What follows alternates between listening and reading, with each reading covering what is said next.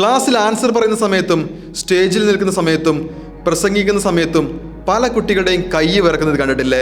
അതിൻ്റെ കൂടെ തന്നെ ഹാർട്ട് ബീറ്റ് ഫാസ്റ്റ് ആവും, വോയിസ് ലോ ആവും. ഇതൊക്കെ ചെയ്യാറുണ്ട്. ഇതിനെയാണ് സ്റ്റേജ് ഫിയർ എന്ന് പറയുന്നത്.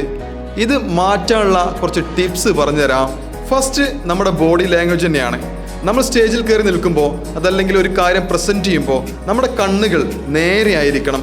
നമ്മളെ മുമ്പിലിരിക്കുന്ന ഓഡിയൻസിൻ്റെ നേരെയായിരിക്കണം നമ്മുടെ കണ്ണുകൾ. അതുപോലെ തന്നെ ചെറിയൊരു സ്മൈല് കൊണ്ടുവരാൻ ശ്രമിക്കുക. സെക്കൻഡ്, ഒരു ഡീപ്പ് ബ്രീത്ത് എടുക്കുക. ഇത് നിങ്ങൾ പലപ്പോഴും കേട്ടിട്ടുണ്ടാവും. ഡീപ്പ് ബ്രീത്ത് നമ്മളെ ഒന്ന് കാമാക്കാനായിട്ട് സഹായിക്കും. മാത്രമല്ല നമ്മുടെ വോയിസ് ഒന്ന് സ്റ്റഡി ആവുകയും ചെയ്യും.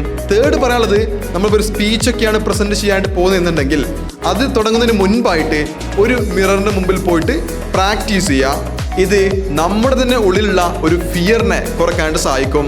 മാത്രമല്ല ഇത് നമുക്ക് തന്നെ ഒരു എക്സ്പീരിയൻസ് കൂടിയാവും. അതിപ്പോൾ മിററിൻ്റെ മുമ്പിൽ മാത്രമല്ല, നിങ്ങളുടെ ഫ്രണ്ട്സിൻ്റെയോ ഫാമിലിയുടെയോ നിങ്ങൾക്ക് അത്രയും കംഫർട്ടായിട്ടുള്ള ആളുകളുടെ മുമ്പിലൊക്കെ നിങ്ങൾക്ക് പ്രസൻറ്റ് ചെയ്യാം. നാലാമതായി പറയാനുള്ളത്, ലേൺ ഫ്രം മിസ്റ്റേക്സ് എന്നുള്ളതാണ്. മിസ്റ്റേക്ക് വരുത്തിയിട്ട് തന്നെയാണ് എല്ലാവരും എല്ലാം പഠിക്കാറുള്ളത്. നമ്മുടെ ഫോക്കസ് എപ്പോഴും നമ്മൾ കൊടുക്കുന്ന മെസ്സേജിലായിരിക്കണം, അതല്ലാതെ തെറ്റിപ്പോകുമോ എന്നൊരു പേടിയിലായിരിക്കരുത്. കോൺഫിഡൻസ് എല്ലാവർക്കും ഉണ്ട്. അത് പുറത്ത് കൊണ്ടുവരാൻ വേണ്ടിയിട്ട് പേഷ്യൻസ് വേണം, ഫോക്കസ് വേണം, പോസിറ്റീവ് തോട്ട്സും വേണം.